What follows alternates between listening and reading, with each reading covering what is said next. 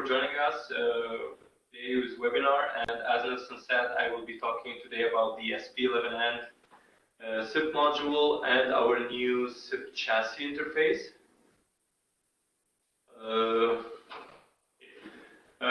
Here we will be covering of some standard topics. We will be starting with the features built into this device, the application configuration, basically how we are going to use this module. And since this module use open collectors for control, I want to talk a little bit about what we need to do in order to work with open collectors. And basically, you will find open collectors on quite a few of TOA products. Then we will look at installing the SP-11N into a host amplifier, and we will do some basic testing to get this module up and running. We will look how to configure your computer's NIC card, so we can log on the SP-11N module, and we will go over the browser control. That's basically what we are using to configure the SP-11N. Using any type of PC, since it's a browser-based. And we will look how the SP-11N used from end-user perspective. And we will talk about the new SIP chassis interface that will be used in case the system. So let's start with the features. The SP-11N, it's a VoIP zone paging module because it's series type of module is supported in any of the amplifiers or mixers that's a particular type of modules. For example, we have the 700 series, the BG amplifiers, and the 9000 M2 series. It uses the built-in power amplifier of that supported amplifier or mixer amplifier. Mentioned VoIP router or server. It supports up to 5 PA zones using the open collector output switching. Or to connect to that, we will be needing a relay bank. So one power amplifier will be feeding multiple relays. So we can distribute the power to multiple, up to 5 zones. And also it's capable of zone combining, so we can do in this case. I have to mention also that we need to control, we can control our TOA SS9001 or QSS9012, which is basically a relay zone management device. We have also adjustable voice sensitivity, which is it's a gate that we can set when voice is actually passing through the device. So in case you have some background noise, you can set the level to prevent the background noise from interfering, and the speaking voice only trigger the gate. In addition, we have mix on and off capabilities. So we also host mute 1 and 2 send or receive capabilities. So we can have this mixes in the background music, and we can use facility again mute 1 and 2 send or receive. So this easily network IP address. It will find the network, and I will talk about this one. So when this device basically finds the address of the router, it will provide an IP address, and it will speak it out, so you can hear the IP address assigned to the module, and this feature is called sonic IP. Yeah, and lastly, we have the browser setup and configuration. I already mentioned this one. Now, let's look at the front panel of the SP-11N. We have few indicators here and actors. I will start with the green one on the top left, which is a phone connectivity indicator, and this one will be steady if you have, in case you have a good router or subserver. If there's any sort of errors or problems during initialization, the red LED will blink on and off until it finds the router. So once this one finds the router, then this LED will be turned off, and you will have green solid LED indicator. Also, we have adjustment for Vox / mute. Basically acts as a gate, so we can set this one. We have also, of course, power supply, which is supplied with the unit. And I want to mention here, because we received this question times, this one runs over a separate power supply and doesn't use the amplifier power. And the reason we made it like this, oh, sorry, do you have any issue? The audio is cutting out in and out. Oh, okay. Okay, so, okay, it seems that many of you have the same problem. Let me do one thing. Let me try to call in using our system instead of this power soundbar that I'm using right now. Give me a second. Okay, so what about now? Can you hear me well? Okay, great.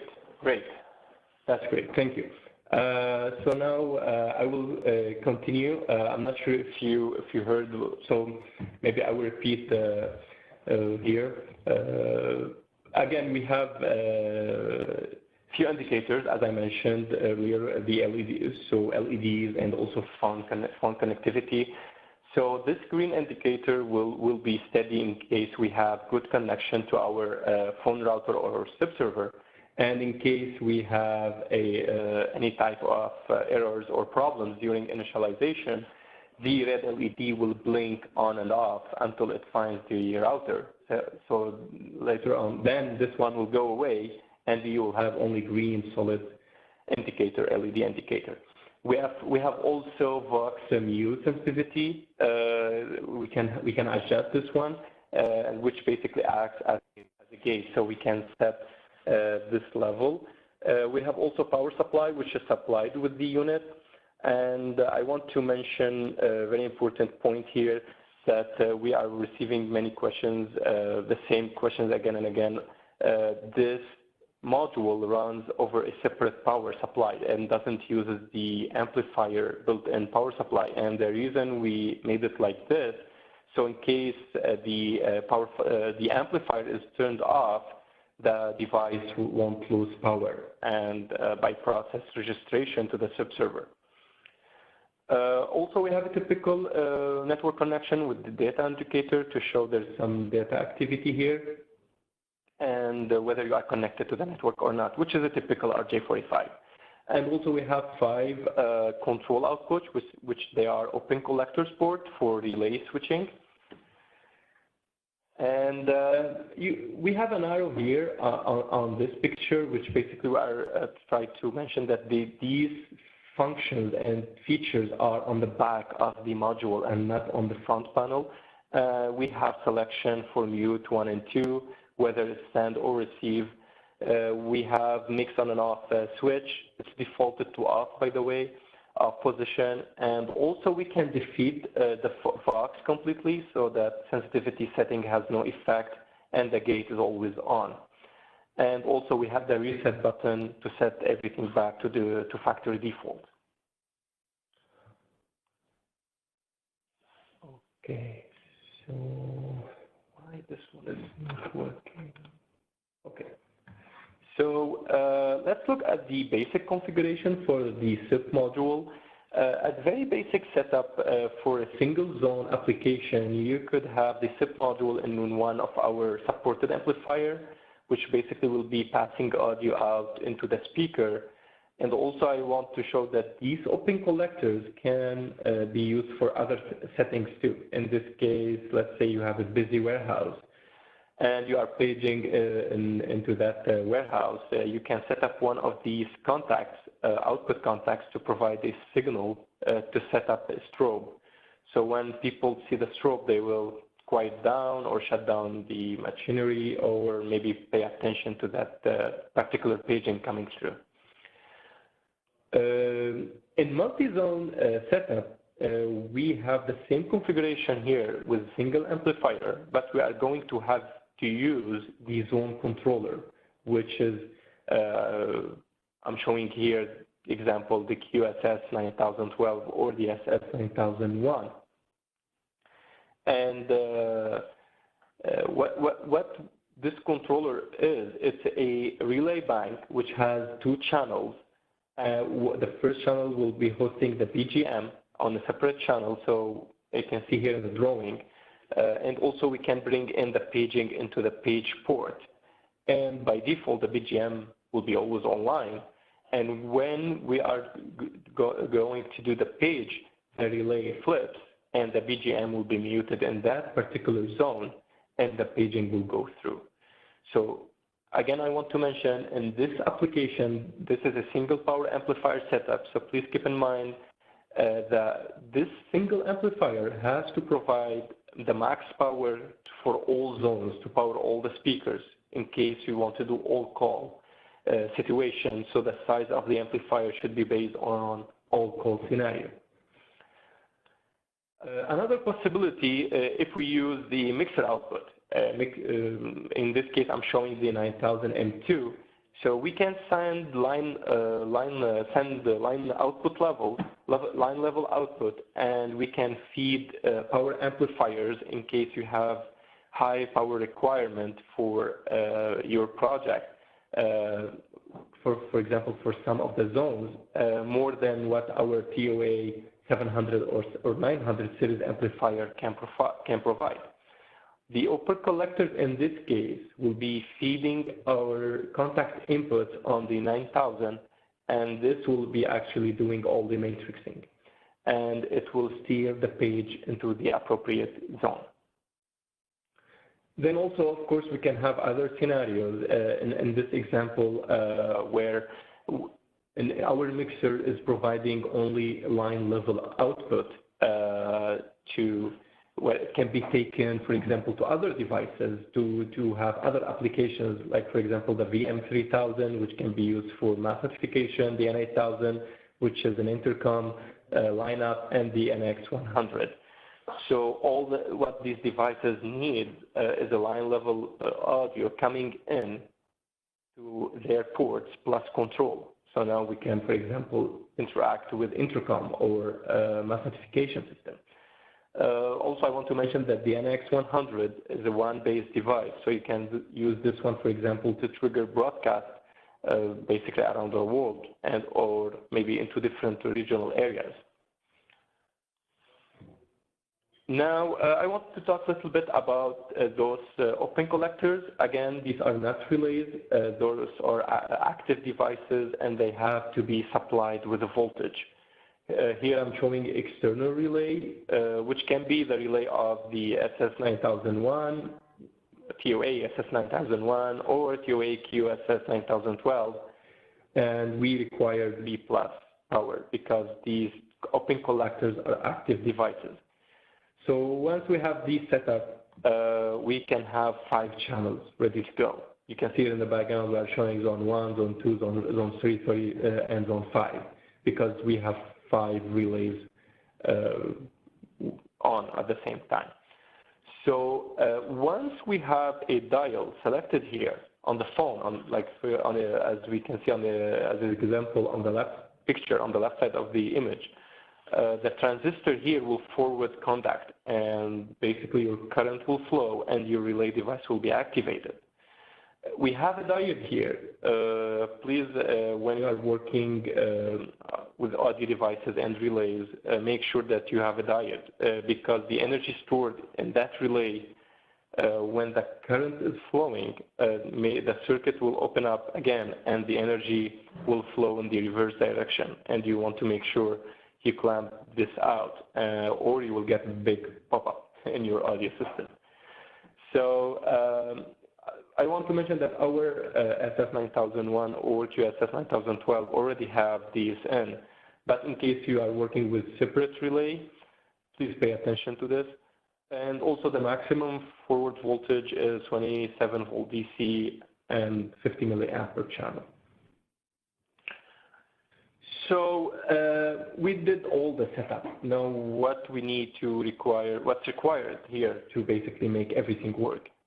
Well, obviously, first we need to have to connect to a VoIP phone router or a subserver because our module for the subserver is just another network appliance. And we are using the SIP protocol RFC 3261, which is a common standard. Basically, you'll find that in every implementation, like the Cisco COCM, for example. And we are going to engage a phone provider, similar like to working with client network, to do phone setup with extension number, because probably they are not going to let us touch their network. At the end, also, we need the mixer amplifier. That amplifier, again, should be able to be suitable for all call application. And also, you need the relay speaker controller for multiple zone paging. Basically, that's the basic setup, the very basic one, as I explained in previous slides, and to do zone paging. Now, for the installation, it is really simple. It's as simple as inserting this module inside the particular slot, and by default, the SP-11N won't be having any IP address. It will be out of the box, basically 0.0.0.0. And I will explain later on how we can get the IP address for this one. So, okay, so basically, what's next? How we do the testing to get the IP address, as I mentioned earlier. So once we have this module in, just simply connect the speaker to the amplifier, connect to the phone system, to the VoIP router, and power up the amplifier. Once we power up the amplifier, we need just to connect some sort of power to the SP-11N, and after a few seconds, the speaker will speak out the IP address using our Sonic IP functionality, as I explained earlier. So in this setup, we can get the IP address of the SIP module. So please note down this IP address because it will probably be different from the assigned from the phone router system, from the phone system. But you need this address in order to log on to the browser of the SIP module. I just also want to mention that in case you missed this IP address, just unplug the power, plug it back in, and you're ready to go. Now, in case you don't have a VoIP router connected to the SP-11N, the module will keep looking for the router for about 3 to 4 minutes before giving up and assign a random IP address, which still be useful. Even this random IP address, we need it in order to log onto the browser to make the changes to the configuration. Now, we need a next step after we know the IP address of the SIP module. Next step is we need to be in the same domain range on our PC with the SP-11N module in order to be able to connect to the browser. So I think what I'm showing now is really simple and obvious, and everyone know how to do it. Just to refresh our mind, you need to go to Network and Internet from the control panel page, then click the View Network and Status and Task, Local Area Connection. Then this window will pop up, Properties, IPv4. Then the IP address will show where here we can assign a manual IP address, and we suggest to assign a higher address than the SP-11N module, because in this case we will know it's available. But again, you can assign whatever you want. Once you've done that, we are ready to go. Now we need to connect physically to the SP-11N. We can connect to the computer or the PC using crossover cable, or use a network switch, which may be the simplest way to do it. Then we need only to launch the browser, type in the spoken IP that we get from the SP-11N, and we are ready to go. Now, let's go inside the browser itself to see what are the status of the SP-11N, how we can do the changes there. So now we typed in the browser the IP address of the SP-11N, and this will take us directly to the home page of the SIP module. And you can see here we have several tabs, like configuration, defaults, update, and reboot, which I will be talking about every one of each. I will start with the home page, which you can see here in this picture on the right side of the browser, we have the help menu, which is basically, it will be explained to us what are the adjustments that we can make, or what are the features and the status associated to this device. So basically, this is the manual for the unit itself. And we can see this type of menu for every single page we go in. Now, I would start with the first one, which is the home button, the home page, sorry. And I would go quickly through this one. Basically, this is the information page. And we can see we have the application mode, which is the SIP mode, the SIP PBX, which is the IP address of our phone router or SIP server, the SIP ID, which is the extension number of this SIP module. And I want to mention that the SIP ID won't show automatically until we change it, basically in the configuration page. So right now we are technically not connected to the phone system yet. So the time till next registration, you can see here we have the time in seconds in red. It can be in yellow or green. Green means that we are connected to the SIP server. Yellow, it's attempting to try, and red, we are not connected. And this timer will go down until it reaches 0. Then it will go on to another attempt. Here we have, in this example, 58 seconds. So basically, after 58 seconds, the module will try for a second attempt to connect to the SIP server. I also want to mention that even if the SIP module is connected to the SIP server, every half an hour, it will go out and try to get the registration to make the handshake, to make sure that the handshake is good and everything is working okay. Next, we have the call state, where the call is not happening, it will show idle, as we are seeing here. When the call is active, it will show an active call. And it will show also the remote party, which we can see here that it's actually paging into. In this example, our SIP module is paging to the TOA showroom, and the extension or the ID of the showroom is 325 at the IP address of the SIP server. Down here also we have the audio status. The first one is the current set volume, which will be showing us the level that is set inside the unit.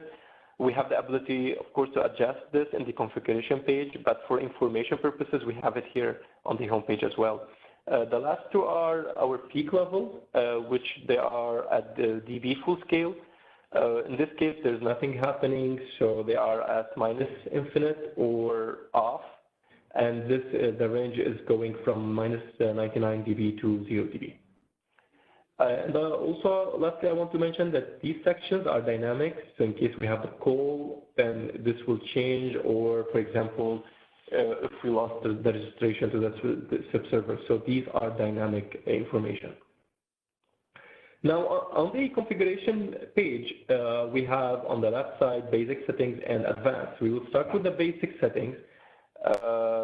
We are going to have to enter first the IP address of the SIP server, the extension number of our or the ID of our module, and the password if the SIP server requires a password, so that the handshake can happen. So for the phone pickup mode setting, it will be going to be always auto answer. There's a drop-down menu, but there's nothing there except for the auto answer, and this is normal because it's a paging system, so we need to have this feature always on. For the hang-up time, this feature will allow us to adjust when the call will be terminated. We have going 5 second steps, so 5, 10, 15, etc., till 60 seconds. So the call will be terminated after predetermined number of seconds, or you can leave it unlimited. But we don't recommend to leave it unlimited, because in case the node went offline, then we will have this SIP module online all the time, like active in the call all the time, so you cannot use it again. Then we have 3 main boxes here, the green, the purple, and the red. And the green box is the same as the contact output, the physical contact output. As you can see on the right side, the same green box. For the blue, this is the dial pad. We can see here on the phone, it's the same box, same blue box. And at the end, I will talk a little bit about the purple box, which is the special function. I will start with the dial pad, which is the blue one. This one works as a matrix. But by default, all of these will be off. But how this one works, for example, if you press 1 on the phone, button number 1 on the phone, it's going to close the open collector number 1 physically on the device and will activate the relay that will by itself activate by its turn, activate a particular zone. Let me give you this example. Here we have how I did the configuration. We did the configuration in a way that button number 1 will activate zone number 1 and 2 will activate zone number 2, etc. until button number 5 will activate zone number 5 because maximum we have 5 zones in the system. From button number 6 onwards, we have the grouping. So we are grouping multiple zones, so we are creating groups. So in this example, we have 6 activating zone 1, 3, and 5. So I want to mention that if we leave one of the keys all off, like we have here in this example, key 0, it's all off. This can be used as a hang-up key. So normally when we terminate a call, we just put the phone back into the cradle, but you might pick up some noise as you put the handset back. But if you designate one of these keys here, in this case 0, and you dial that, you will terminate the call, and then you can hang up without having the noise. So I think this is really a nice feature we can use. Lastly, I want to speak about the purple box, which is the special functions. We have 2 possibilities here, which is the idle and the start call. Since I want to mention first, since we have 5 control outputs only on the device, if you use these functions in the purple box, you will remove some of the possibilities for zoning. For example, if you use both, so we will be left only with 3 zones maximum. So what this one does, in the case if you want to show, for example, that the phone system is available, you can use the first option, which you can connect to a light. So this light will be turned on in case the system is available. So the phone system is not being used. And the other one, the start call, is quite the opposite. So this one will indicate if you have a call. So for example, if you want to warn people that you have a paging coming through in a busy environment, you can connect to a light or maybe a strobe just to activate this one to let people know that you have a paging coming through. Now, if you click on the advanced settings on the left side, a new menu will appear, which is networks, protocol, inbound calls, audio, and security. And I want to mention that once you go when you actually, for the first time you want to access the browser, you need to go to the network settings, because that's what the first thing you want to do is changing the IP address of this module to be suitable to the phone router or the subserver, to set up the assigned IP address and also the, of course, the net mask, the subnet mask, and the default gateway. These should be, we need to be sure that are set properly. And please don't forget to hit the apply button to save these changes. Once we apply this one, obviously we are going to lose the browser because we changed the address, but we can log back in by using the new address, and we are good to go. At the end, I want to mention that you can disable the Sonic IP feature, but we recommend to use this one. But if you, in case you need to, you can do it here. If we go to the SIP protocol page, here where we need to enter the IP address of the SIP server, the SIP ID, which is the extension of the module, and the password in case the SIP server requires one. If we go to the inbound calls, which is exactly what we are doing here, because we are phoning into the module to the page, we have the capability of input buffer level. By default, this one is set to 30 milliseconds, and this one will be going to basically stack up the packets. So in case we have a noisy line or not a very fast network, it will assemble these in a buffer, and then it will spit them out. So it builds a bit of latency. So in case your network is not up to speed, it can provide coherence paging on the audio stream. But of course, if you have a very fast network, you can set this one to 0, and your paging will be instantaneous. But this can go up to 1 minute. And we recommend to leave it at 30 milliseconds. For the phone pickup mode, it's auto answer. As we mentioned earlier, there's nothing we can do here. It cannot be changed. For the hang-up time, as we mentioned, we can set this one up to 60 seconds, but we can leave it unlimited if we need to. And the stream timeout. Basically, as we mentioned, because a node can go offline, we don't want to the SP-11N to be in a call all the time, an active call. So we can change this one from 0 to 600 minutes. But most of the time, because we have a paging between 10 to 15 seconds, we recommend to select 1 minute. To put there 1 minute and then to hit apply. Don't forget, please, to hit apply to save the changes. The audio in the audio settings page, we have the encoding, which is the codec that is used to compress the audio. We have 3 options: the default, which is the ULAW, which is 8K. We have the ALAW and the G722, which is 16K. We recommend to leave the default option, which is the ULAW, and you should be fine. We have also the volume adjustment, so you can make adjustment to the volume, can go up to 100%. And the last page here we have under advanced settings is the security. We have some security settings here. We can enable or disable reset function, factory defaults, and update function. In case you want your browser to be protected, you can type in a password here.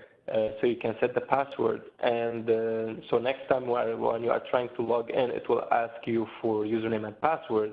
As we see here, a prompt message will appear. And we recommend, we are suggesting here to use maybe the model number, which is SP-11N, as the username, and the guest, lowercase guest, as password, because this is a typical TOA format for our product that requires password. But again, you can use whatever you want. We have the default page, which is the factory default, and here you can access this page in case you need to revert back to factory default. I can give you an example. For example, if you are trying to do a testing in your facility and now you want to take this one to the site for installation, then you can go back to factory default.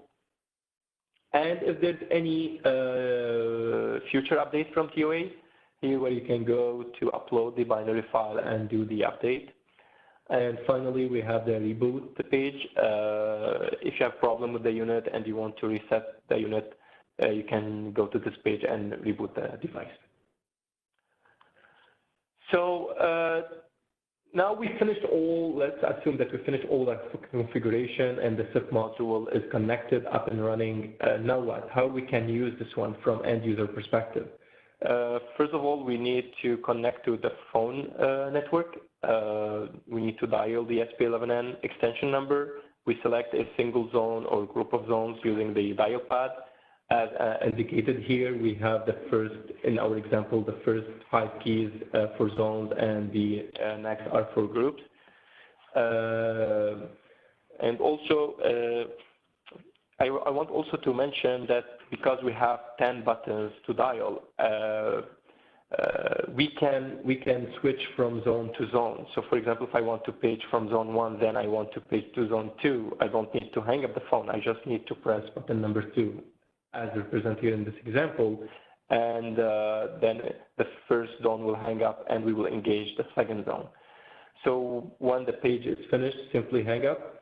As I mentioned before, if there's a dial number designated as off, for example, here we have it 0 in this example, that number can be used to hang up to reduce the handset noise.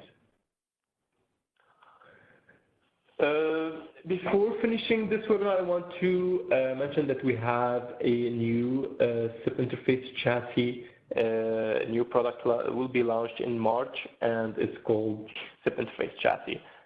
This is the description of this one, actually, and the model number will be SP-11N AM. And basically, this is just a housing for the SP-11N. This chassis will allow systems that do not support TOA's 900 series module to take advantage of the capabilities of our SP-11N.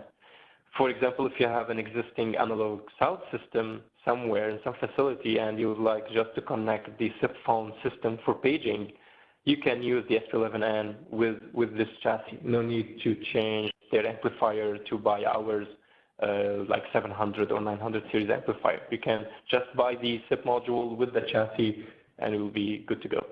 The chassis has the unbalanced output, terminal block, or RCA. And this one can be rack mountable since it's half on you, and you can stack two of these chassis next to each other in one U rack space. So for the application, as I mentioned in the previous slide, this one has a line level output unbalanced and can be connected to any audio device, like a mixer, VSP, or amplifier. Now, to install this module, it's really simple. Just to slide into the chassis, make sure it's firmly seated in the backplane connector, and use the included screws to attach the SP-11N to the chassis. As simple as. Now, to finishing up this one with a conclusion, I want to start with saying that TOA has integration into phone paging system. We can have up to 5 zones. We can make groups out of these zones. It has very simple setup to acquire the domain range. You can use any browser from any PC.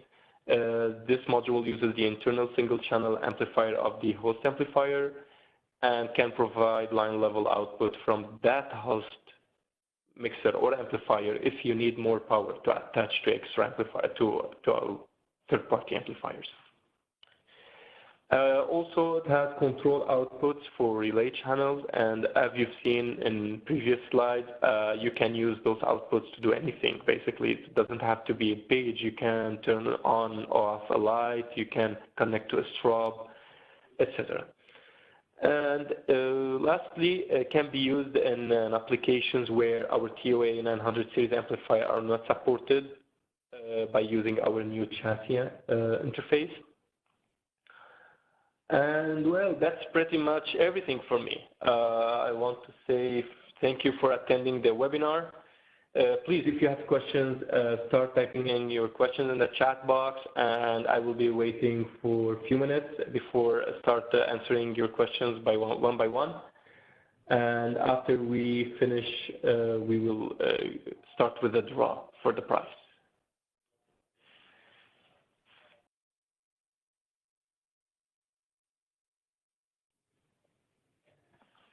Okay, I received one question from Kevin.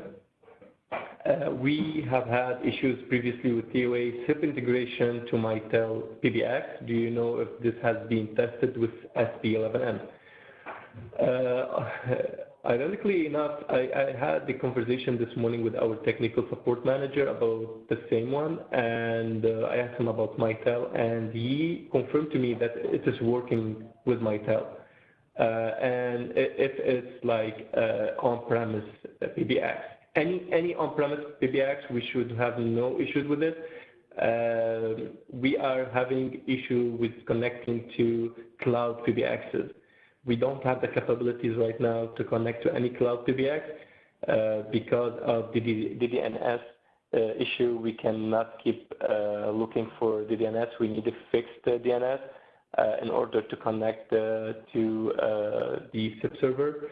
And anything on-premise and in the local area network, we should have no issue with to connect to.